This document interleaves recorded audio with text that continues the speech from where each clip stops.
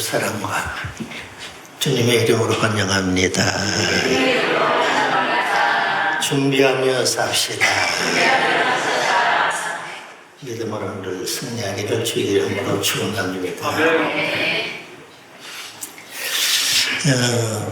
역사상 보면은 크고 놀라운 일들이 참 많이 있었습니다.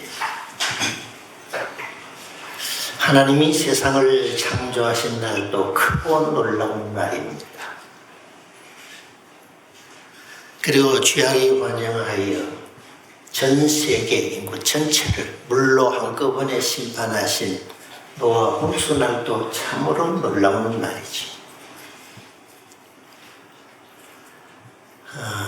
다윗이 왕이 되던 날도 참으로 놀라운 날입니다. 하나님이 인간의 몸을 입으시고 이 세상에 이제 오신 날, 탄생하신 날도 참 놀라운 날입니다. 다윗이 왕이 되던 날도 참 놀라운 날입니다. 바울이 이제 회심하여 참 죽기로 돌아오는 날도 놀라운 날이죠. 마르틴 루터가 종교 개혁을 하던 날도 참으로 놀라운 날입니다. 그 외에 등등 수없이 많은 이제 놀라운 날들이 있습니다. 물론 우리 한국이 일제 36년 치하에서 해방되던 날도 놀라운 일이요. 전쟁이 그치던 날도 참 놀라운 일이죠. 등등 놀라운 일들이 참으로 많이 있었습니다. 그러나 과거, 현재, 미래를 통틀어서 가장 크고 놀라운 날은 예수님이 이 세상에 재림하시는 날입니다. 왜냐하면 인류 전체를 이제 심판하는 날이기 때문에. 성경을 읽어보면 한 25절마다 한 번 꼴로 직간접으로 예수님은 오신다고 성경은 우리에게 말하고 있습니다. 어쩌면 초림의 예언보다는 재림의 예언이 훨씬 더 많습니다. 반드시 이루어진다는 뜻이겠죠. 주님은 반드시 오십니다. 성천하실 때에 하늘로 올라가시는 주님을 보고 감람산에서 많은 제자들과 이제 사람들이 쳐다보지 않았습니까?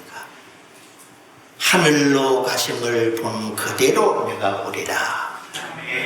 주님은 말씀하셨습니다. 약속이고 또 예언을 하셨습니다. 제7일 안식교회에서는 1844년에 예수님이 재림했다고 말합니다.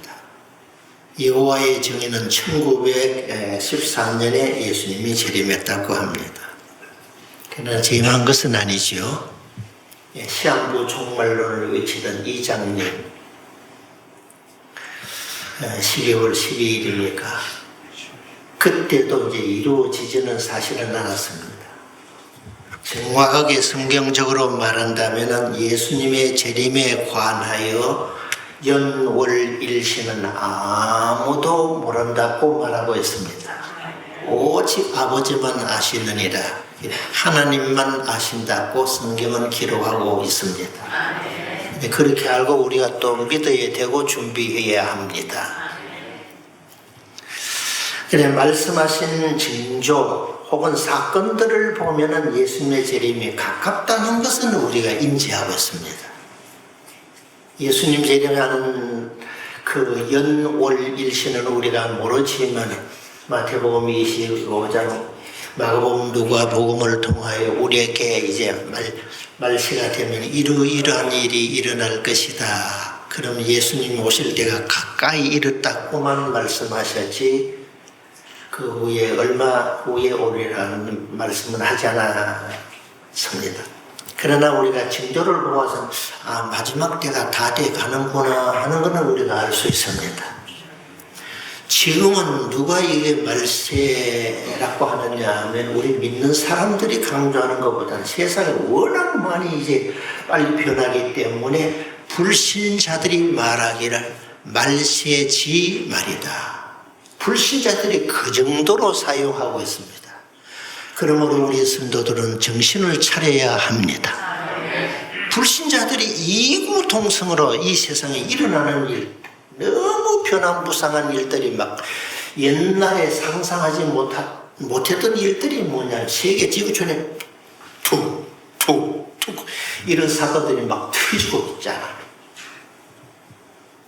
우리가 상상하지 못했던 이런 일들이 일어나는 걸 보면 말세가 다 됐구나. 불신자들도 그 정도로 생각하고 말하고 있으니 우리 믿는 사람들은 더욱더 성경을 들여다보면서 이루어지는 사건들을 보면서 가까이 온 것만은 사실이다 생각하고 이제 주맞을 준비하며 사시기를 바랍니다. 만일 예수님이 오신다면 어떤 일이 일어날까에 대하여 생각해 보고자 합니다. 언젠가는 이제 오신데 주님이 오신다면 이제 어떤 일들이 벌어지느냐, 네다섯 가지를 한번 말씀을 드리도록 하겠습니다. 첫째, 많은 사람들이 크게 놀랄 것입니다. 성경 몇 곳을 제가 읽어드리죠. 누가복음 21장 25절에 27절. 1월 성신에는 징조가 있겠고 1월 성신에는 해달표를 말합니다. 징조가 있을 것이다. 땅에서는 민족들이 바다의 파도의 승난 소리로 인하여 혼란 중에 공고하리라. 1월 성신의 징조가 있게 되고 바다의 그 우는 소리로 인하여 사람들이 놀란답니다. 그리고 사람들이 세상에 임할 일을 생각하고 무서워함으로 기절하리니 이는 하늘의 권능들이 흔들리겠습니다. 생각 상상 밖의 일들이 막 일어나게 되는데 우리가 천둥 번개 천둥만 치도 아이고, 세계 사람들의 마음이 통일될 때가 번개 천둥 칠 때 나 진짜 나는 죽는 거 아니고 사람들이 그렇게 생각한다. 그런데 그 정도가 아니란 말입니다. 해달별이 변하게 되고 놀라운 이제 일들이 일어나게 되고 그리고 이 바다에 우는 소리. 여러분 상상이나 한번 해보았습니까? 캄캄한 밤에 말입니다. 산에서 이상한 소리만 들려도 뭐냐면 우리가 놀라지 않습니까? 그때에 사람들이 인자가 구름을 타고 능력과 큰 영광으로 오는 것을 보리라. 아멘. 그렇게 돼요. 다 같은 내용인데 이번에는 마태복음 24장에는 24장 29절 31절은 좀 더 자세히 좀 더 리얼하게 말했습니다. 그날 환난 후에 즉시 해가 어두워지며, 여러분 태양이 어두워진다고 한다는 것은 참 이거는 막 엄청난 흑암이 세상에 와가지고 덮여버리잖아요. 환난 후에 해가 어두워지며 달이 빛을 내지 못하며 별들이 하늘에서 떨어지며 하늘의 권능들이 흔들리리라. 여러분 잠시 한번 생각만 해봤어요. 해달 빛을 완전히 잃어버리면 온 세상이 캄캄한 흑암, 그야말로 지옥 같은 이런 상태가 되고 하늘의 별들이 말입니다. 비 오듯이 떨어진다고 생각해 보세요. 산 사람이 어디 있어요? 그러니 예수님이 말씀하신 거는 더도 말고 덜도 말고 그대로 믿어야 됩니다. 우리의 급주기 위하여 이야기한 것이 아니고 비슷하게 이야기한 것이 아니라 그대로 이루어집니다. 하늘의 권능들이 흔들리리. 그때 땅의 모든 족속들이 통곡하며 그들이 인자가 구름을 타고 능력과 큰 영광으로 오는 것을 보리라 라고 말했습니다. 이런 일들이 지금 두 곳이 이제 누가복음 21장하고 마태복음 24장에 인자가 올 때 이런 현상들이 일어나리라 말씀하셨고 여기에 연결을 해서 요한계시록으로 말하면 너무 놀라운 일들이 일어남으로 사람들이 이제 기절하게 되고 바위야 나를 가리워다오 산아 나를 가리워다오 그렇게 부르짖는답니다. 그래도 살 자가 어디 있습니까? 구원받은 사람들은 살게 됩니다. 그 나머지는 망하겠죠. 멸망하겠죠. 정신을 차려야 합니다. 두 번째로는 이제 어떤 일이 일어날까요? 많은 사람들의 신앙의 타락을 보게 될 것입니다. 잘 믿는 자들도 있지만은 말세가 되면 될수록 세상도 더 참 어려워지게 되고 살기도 힘들어지게 되고 기이한 일들이 일어나게 되고 사람들이 완악해져서 말입니다. 어지간히 죄를 지어도 죄인 줄 알지 못하고 덤덤하게 그렇게 될 때에 죄악 속에 살던 우리 성도들이 말입니다. 가랑비에 옷 젖는 줄 모른다고, 이슬 위에 옷 젖는 줄 모른다고 세상이 워낙 악한 속에서 우리 성도들이 덤성 심어져 살고 있으니까 마음이 묻어지는 거예요. 그러니까 아이고 세상에 그런데 이런데 누구도 보니까 민익에서 장로님도 그 모양이야. 잘 믿는 집사님들 그런데 우리 쯤이야. 평신도도 이렇게 생각하는. 그만큼 타락하게 될 때에 세상도 어지럽고 믿음 지키는 것도 쉽지 않으니까 믿음이 점점 이제 타락이 되는 거예요. 그래 잘 믿는 성도도 있지만 구원과 영생 천국과 지옥을 믿지 않는 사람들이 더 많아지게 됩니다. 그래서 예수님께서 앞으로 있을 일에 대하여 누가복음 18장 8절에 인자가 올 때에 세상에서 믿음을 보겠느냐, 예수님이 심히 염려하신 거예요. 날이 갈수록 세월이 흐를수록 이 말씀이 뭐냐 막 마음에 와닿고 생각이 떠오르는 거예요. 이렇게 보면 저도 목회할 초기만 해도 그때만 해도 참 순수했다 이런 생각이 드는 거예요. 그때는 불신자들에게 전도만 하면 믿었어. 1년에 비사람이 30-40명 전도한 거예요. 거의 98% 이상이 개척 초기에 하면 불신자들을 전도한 거예요. 지금은 불신자들을 전도하기가 하늘의 별 따기같이 어려운 거예요. 어떻게 보면 서울 대형교회든지 소형교회든지 간에 이사해서 자연적으로 이동하면서 하면 이렇게 교회, 중직들은 본교회에 나가게 되고 또 믿음이 약한 자들은 애들 데리고 나오는 사람들이든지 혹은 어린아이들 데리고 나서 아이고 그 참 힘들고 그러니까 가까운 교회 정하자 이 정도잖아요 이게. 그러니 세월이 어려울수록 타락할수록 믿음이 점점 침체가 되는 거예요. 내가 올 때에 세상에서 믿음을 보겠느냐, 정말 진짜 잘 믿는 사람, 참 믿는 사람을 보겠느냐 그 말씀이겠죠. 이 말씀을 오늘 다시 상기시키면서 주님 오실 때에 주님이 나의 믿음을 볼 수 있게 하시기를 바랍니다. 아무개 성도 내가 너 믿음을 보노라. 아무개 집사님이 너의 믿음을 내가 보았노라. 아무개 권사님 너 믿음을 내가 아노라. 이렇게 할 수 있어야 하지 않겠습니까? 그렇게 우리가 믿음을 지킬 수 있기를 바랍니다. 진짜 그렇게 되어야 되는. 믿음 지키고 인내하고 힘들게 어렵기 때문에 눈물 가운데에서 신앙생활하는 이 모습이 계속되다가 주님 오실 때는 내가 너의 믿음을 보았노라 아노라 이렇게 되어야 되지 않겠습니까? 그 믿음이 되어야 합니다. 그리고 세 번째로는 그리스도 안에서 죽은 자가 먼저 부활합니다.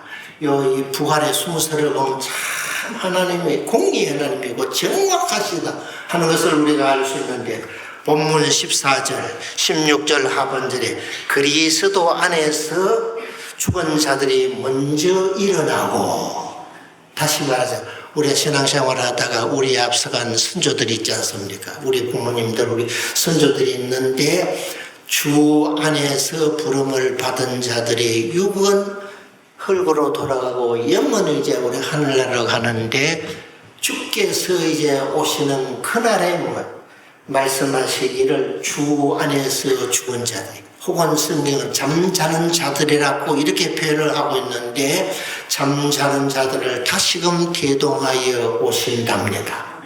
여기 예수님 오실 때에 이제 이 부활해서 주님의 맞이하는 순서인데 주 안에서 세상을 떠난 자들이 주님 오실 때에 그들을 먼저 부활시킨답니다.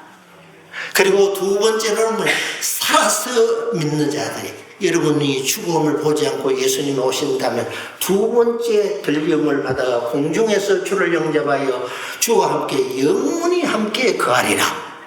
그러니까 하나님 정확하지요. 공의 하나님이시죠. 죽음을 본 자들은 부활시켜 주를 영접하게 하고, 죽음을 보지 않고 살아서 믿는다면 그 다음에 두 번째 벌로 올린답니다. 하나님이 공의 하나님이시죠. 얼마나 정확한지 모릅니다.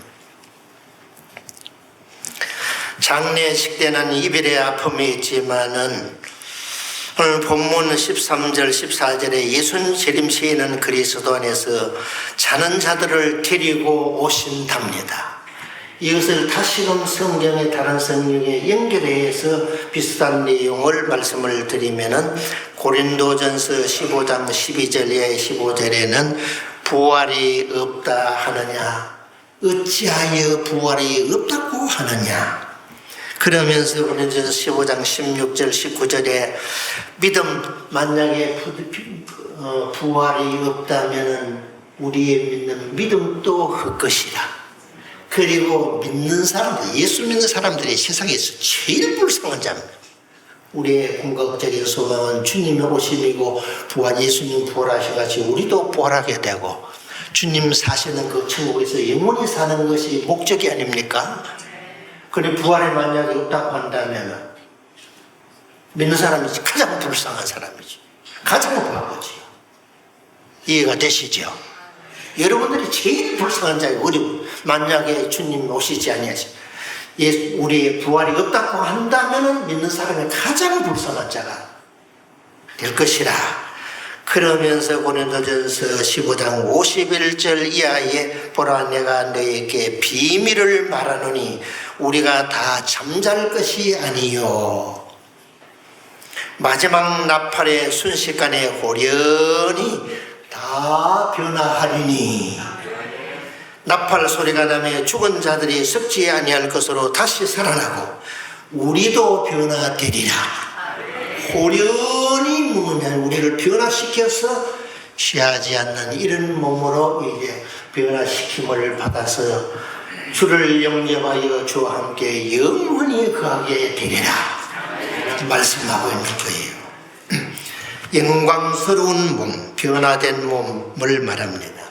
번데기가 매미가 되는 이런 진리하고 똑같은 것이죠. 군뱅이가 나비가 되는 것하고 똑같은 원리입니다. 무덤이 죽은 자를 성경은 내어준다고 말하고 있습니다.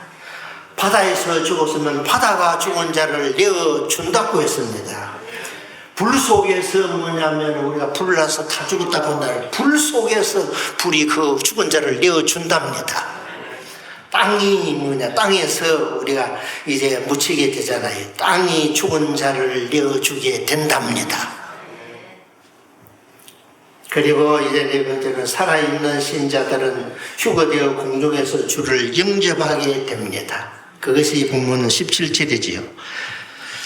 한번 읽어보실까요? 17절. 그 후에 우리 살아남은 자들도 그들과 함께 구름 속으로 끌어올려 공중에서 주를 영접하게 하시리니 그리하여 우리가 항상 주와 함께 있으리라.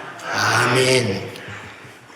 우리가 이제 다시금 이제 부활하여 신령체로 변화되어 주님을 영접하게 되어 주와 함께 영원히 살게 됩니다.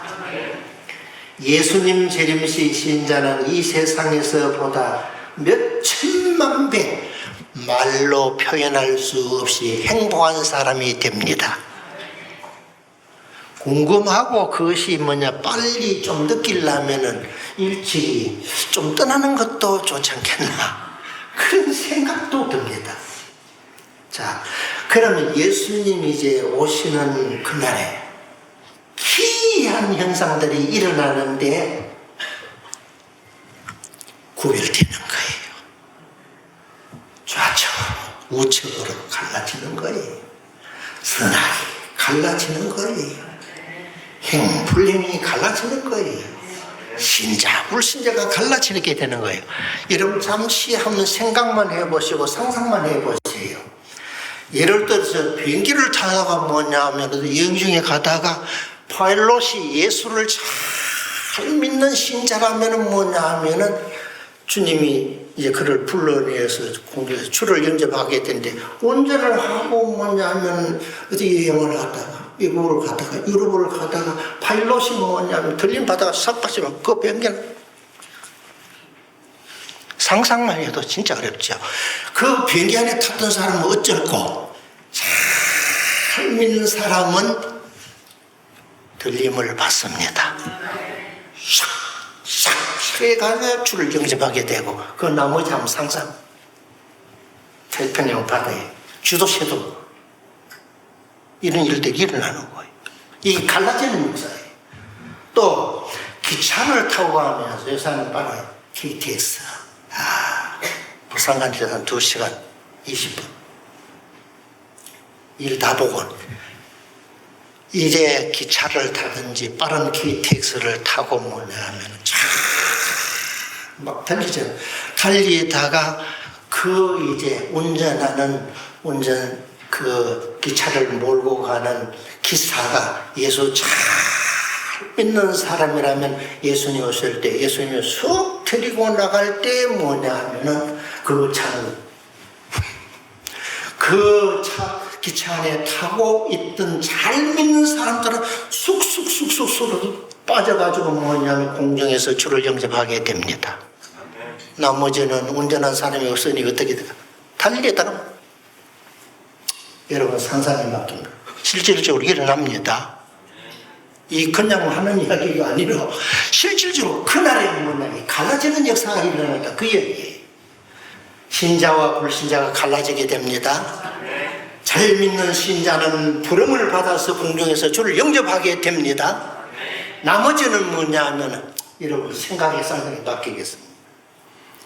버스를 타고 가다가 운전사가 잘 믿는 운전사라고 한다면 운전하고 가다가 쭉 들림받아 올라가는 거예요.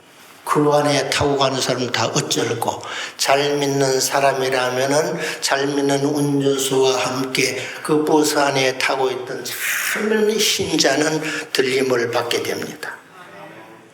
나머지는 알아서 상상해 보세요. 그러니까 비행기 사고, 기차, 버스, 교통사고, 추락사고 그날에 뭐냐 하면 별별 상상하지 못한 일들이 막 이 지구촌에 막 일어나는 거예요. 뒤집어먹기 되는 거예요. 실질적으로 일어나는 일이에요. 왜냐하면 신자는 들림을 받게 되고 주를 영접하기 때문에 그렇습니다. 그래서 뭐냐면은 성경에도 말하고 있습니다. 두 사람이 밭에서 일을 하고 있는데 한 사람이 보니까 막 들림을 받아 공중 올라가는 누구겠느냐고요. 한 사람은 버려둠을 당한다. 두 사람이 맷돌을 갈고 있는데 한 사람이 들림을 받아가 막 올라가는 거예요. 한 사람은 버려둠을 당한다. 들림받는 자가 되어야 하지 않겠습니까? 결혼식장에서 말합니다. 신랑 신부가 딴 행복의 문이 열려진다고 막 결혼식에 쫙 등장을 하는데 그 결혼 예식장에서 한 사람은 들림을 받아 하늘로 올라가는 거예요. 행복을 꿈꾸면서 뭐냐면 남은 사람 어쩌고 이런 일이 일어나지 않겠어요? 구원받는 자와 버려둠을 당하는 자가 반드시 그날에 뭐냐 쫙 갈라지게 됩니다. 일어납니다. 사실이잖아요. 준비하셔야 됩니다. 그리고 다섯 번째는 그리스도인들의 봉사의 기회도 다 끝나게 됩니다. 저도 목회하면서 사실은 수십 년이 되지 않았습니까? 그래서 이제 10월 달에 다가오게 되면은 참 구역장도 필요하고 각 기관장 결산 예산을 각 기관에서 하게 되고 참 기관장도 세워야 되고 또 교회에 일할 재직들도 뽑아야 되고 뭐 마찬가지 교사들도 뽑아 세워야 되고 후역장도 세워야 되고 하면은 지금까지 수십 년 하면서 큰 교회는 큰 교회대로 숫자가 많아서 이런 일꾼들이 많고 다양한 일꾼들이 많겠고 적은 교회는 적은 대로 또 어렵고 그래 보면은 늘 부족하고 아무개 선도님 내년에는 교사 좀 하세요 이렇게 하면 거의 다 거절해요. 다른 사람 많긴 뭐 많아 한 사람이 없는데 그래가 구역은 나누고 싶고 이렇게 적은 구역을 나누어 가지고 좀 구역도 이제 좀 불어나게 하고 전도도 하게 하려고 아무개 선도님, 아무개 집사님 내년에 구역장 좀 하시죠. 못한다고 막 그러는 거예요. 대부분 하는 일들이 복잡하면 좀 끝내놓고 자식 새끼 좀 키워놓고 그러니까 돈 좀 벌어가지고 딱 자리 잡히면 하겠습니다. 대부분 이렇게 나와요. 늦어요. 자리 잡으면 늦는다니까. 그러니까 어려운 그 상태에서 뭐냐면 최선을 다하면 됩니다. 돈이 없으면 없는 중에서 그 어려운 형편 중에서 하면 되는 겁니다. 바쁘면 바쁜 중에서 하면 됩니다. 재능이 부족하면 부족한 상태에서 없는 재능을 하나님이 억지로 요구하지는 않을 테니까 내 형편이 어려운 대로 가난하면 가난한 대로 재능이 부족하면 부족한 대로 내가 생각할 때는 바쁘고 힘들고 애 길러야 되지요. 먹고 살기도 힘든데 좀 자리 잡아놓고요. 그때는 늦어요. 없어요. 안 된다니까요. 그래 세월이 지나서 나이 먹고 이렇게 하면 다 못합니다. 진짜 못하는 거예요. 오늘의 여러분들이 정말 주를 위하여 일할 수 있는 최선의 시간입니다. 최선의 장소입니다. 최선의 상태입니다. 가난하면 어떻고 어려우면 어떻고 여러분 형편대로 하면 되는 거예요. 최선을 다하시기를 바랍니다. 기회가 다 지나가고 너무 늦은 때가 이제 올 것입니다. 어떤 사람이 아유리 씨에게 질문을 했습니다. 당신이 200만 불이 있다면 100만 불을 다른 사람을 위하여 쓸 수 있습니까? 이런 질문을 했다. 여러분 200만 불이 있다면 100만 불 정도 남을 위하여 쓸 수 있습니까? 속으로 대답하세요. 나타나게 누구는 하고 누구는 안 하고 또 좀 그러니까 그 다음에 때침 농장 둘이 있다면 하나는 다른 사람에게 줄 수 있습니까? 이런 질문을 했는데 오늘 여러분들이 한번 대답해 보시기 바랍니다. 그리고 또 질문해요. 당신이 돼지 2마리가 있다면 1마리를 다른 사람에게 줄 수 있습니까? 이렇게 질문했는데 이 대답은 여러분들이 스스로 하시기 바랍니다. 성경의 원리를 말씀드립니다. 작은 것에 충성하는 자는 큰 것에도 충성하고 작은 일에 불의한 자는 큰 것도 못한다. 불변의 진리예요.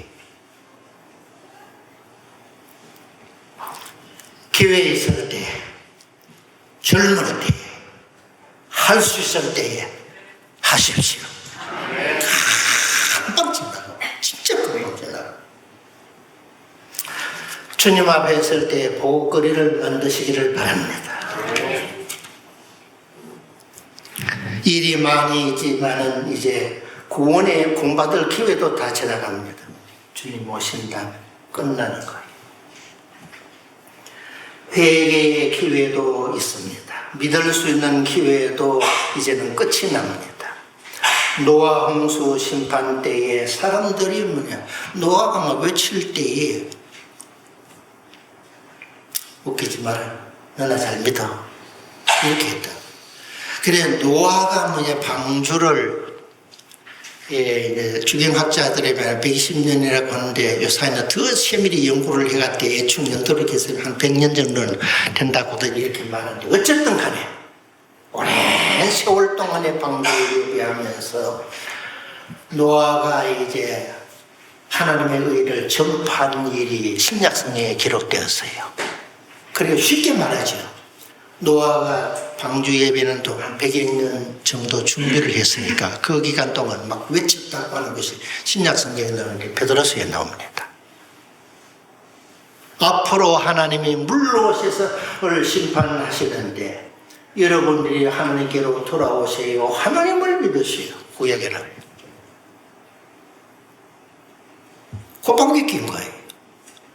비가 슬슬 내릴 때는 하루 이틀만 그치겠지 이렇게 생각했는데 아니 일주일 막 열흘 넘어갈 때는 성경을 보면 하늘에서 하나님이 하늘을 열어서 창을 내시고 땅이 뭐냐면 터지게 해서 땅 속에서 물이 막 솟아오르고 40일 되니까 이 전 세계가 다 덮여져 버려요. 지구가 다 덮여져 버리죠. 그럴 때 뭐냐면 이미 문은 닫혀버리고 비는 막 쏟아지게 되는데 사람들이 낮은 곳은 높은 곳이 더 높은 산으로 사람 살려놨고 말이에요. 예를 들어서 아우처를 친 거예요. 방주 문 열어달라고 날 살려달라고 노아에게 그렇게 외쳐도 그 문은 누가 닫았다?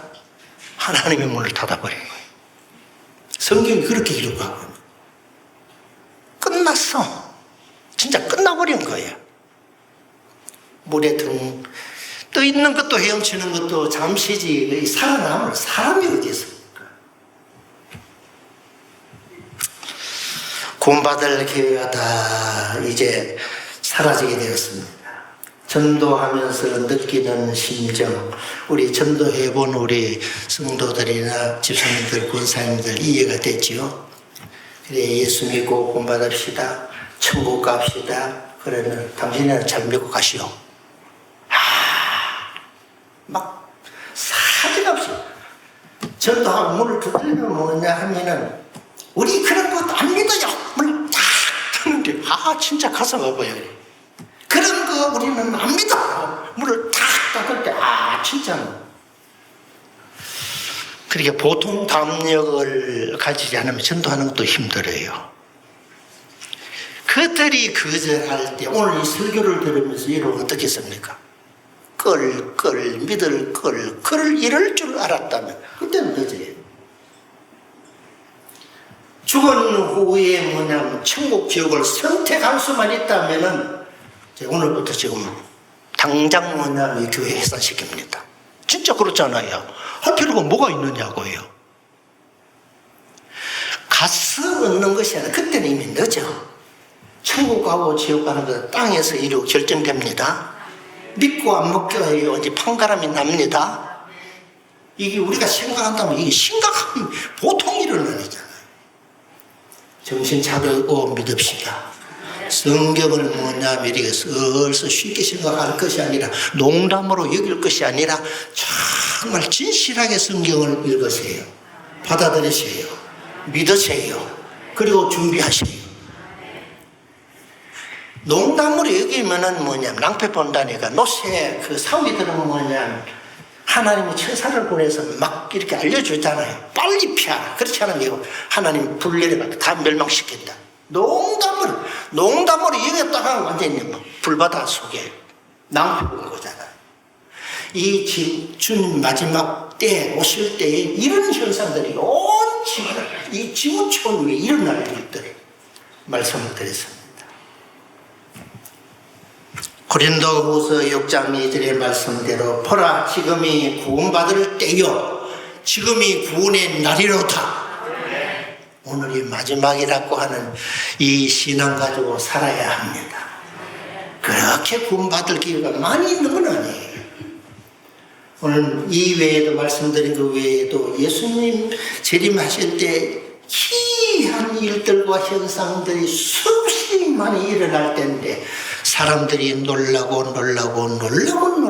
기절하게 됩니다. 시간상 말씀을 마치면서 이제 결론적으로 이제 부탁을 드립니다. 첫 번째 제가 설교를 시작할 때에 준비합시다 그렇게 했는데 지금 결론적으로 준비합시다. 마태복음 25장에 세 가지 비유가 나오는데 거룩한 이 신부가 입는 옷 있잖아요. 드레스. 그다음 그 세마포 드레스를 입고 신랑 대신 예수님 오신다고 할 때 등과 불 밝히고 주님 맞이할 수 있는 거룩한 신부들이 될 수 있기를 바랍니다. 그 다음에 달란트 다 나눠주는데 많이 적게 나누어졌느냐. 여러분들이 많이 받았든 적게 받았든 여기서는 처음 별 하자가 하나도 없습니다. 많이 받았으면 많이 받은 대로, 적게 받았고 예상할 것 하나도 없고 여러분들에게 주신 달란트 재능 남겨서 주님 앞에 내어놓을 수 있기를 바랍니다. 세 번째, 오른편에는 양, 왼편에는 염소. 그렇게 말했습니다. 예수님이. 오른편에 설 수 있는 양이 될 수 있기를 바랍니다. 오른편의 양이 되어 영원한 나라를 상속받으리라 그랬습니다. 베드로후서 3장 10절의 말씀, 주의 날이 도적같이 오리니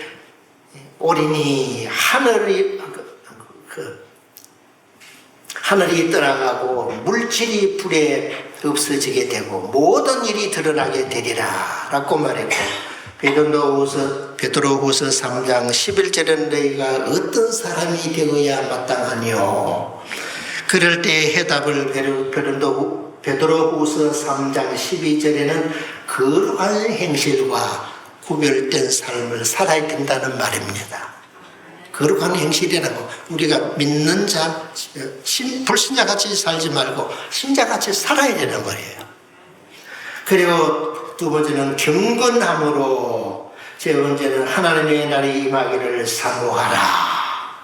그리고 베드로후서 3장 13절에는 그의 약속대로 새 하늘과 새 땅을 바라보라.